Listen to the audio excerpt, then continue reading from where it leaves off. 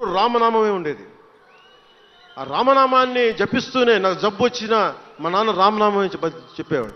అలాంటి రామనామం జపించే మాకు రాముడి విగ్రహం తల నరికేస్తే కోపం రాకూడదంటారేంటి మీరు?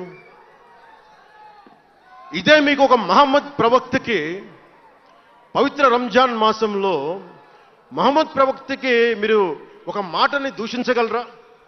దూషించి బతకగలరా? అల్లాని ఒక మాట అనగలరా? జీసస్ క్రైస్ట్ ఒక మాట అనగలరా? మేరీ మాతని ఒక మాట అనగలరా? కానీ పార్వతీ దేవిని తిడతారు, లక్ష్మీ మాతని తిడతారు. అంటే నువ్వు ఇస్లాంకి అపవిత్రం జరిగితే మాట్లాడితే సెక్యులరిజం,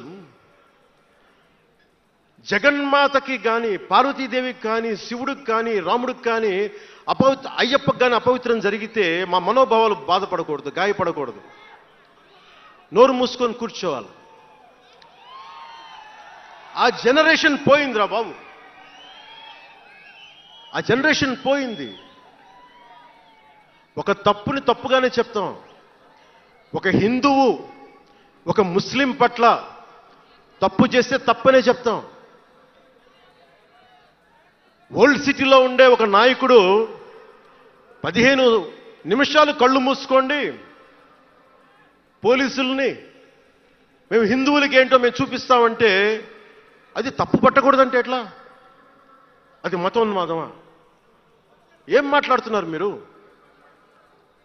బతుకమ్మ బతుకమ్మ బతుకమ్మ అని చెప్పి బతుకమ్మ పాటని మీరు వెటకారం చేసి ఓల్డ్ సిటీ నాయకుడు మాట్లాడితే దాన్ని డిఫెండ్ చేసుకోవటం హిందూ అహంకారం అంటే నేను ఏం చెప్పను నేను? అంటే అల్లాహకు ఒక న్యాయం, మహమ్మద్కి ఒక న్యాయం, అమ్మవారికి ఇంకో న్యాయమా? అలా కుదరదు బాబు.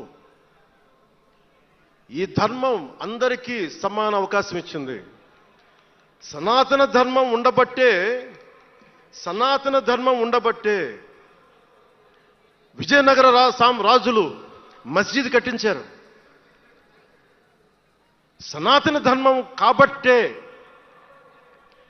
బంగ్లాదేశ్ని హిందువుల రక్తంతో తడిపి బంగ్లాదేశ్కి విముక్తి కలిగించాం. ఈ చరిత్ర తెలుసుకుంటే కదా.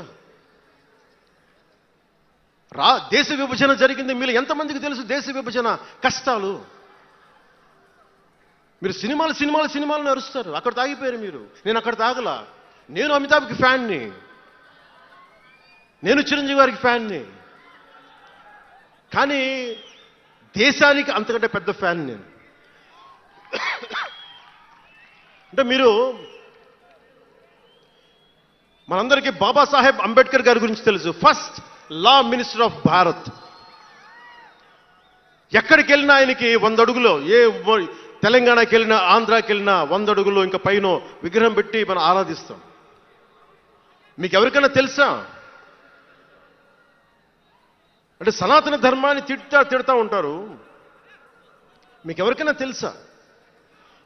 పాకిస్తాన్ ఫస్ట్ లా మినిస్టర్ దళిత కమ్యూనిటీకి చెందిన జోగేంద్రనాథ్ మండల్.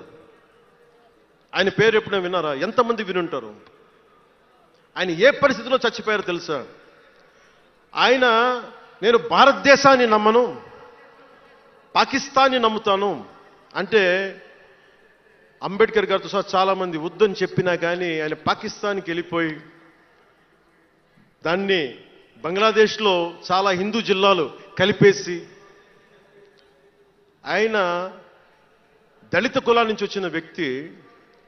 అందరూ ఆయన మాటలు నమ్మి ఆయన సమాజం హిందువులందరూ ఉండిపోతే దేశ విభజన తర్వాత జరిగిన గొడవల్లో దాదాపు ఆయన కుటుంబంలో బంధువులందరినీ ఊచకోతకొచ్చి చంపేశారు.